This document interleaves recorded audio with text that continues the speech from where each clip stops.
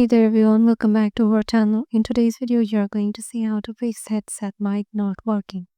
So fix that mic, let's head over to our settings. Go to the start option, now go to this gear icon, it will lead you to settings. And here if you can't navigate to the sound section, you have to go to the system. And from here you will find this sound option right here. Click on it. And then you can just choose your speaker and your microphone too. So make sure you choose your headset's mic. And once it is done, if it's not working, then just click on troubleshoot. It will troubleshoot your mic problems and just to fix them within. And if the problem still persists, just go to the search section, search for services. You can also navigate it from system.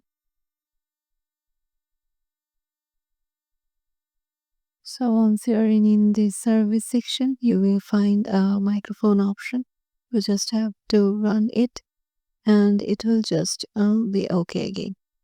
So yeah, this is how you can just do it. Hope this video will help you out and we'll see you in the next video.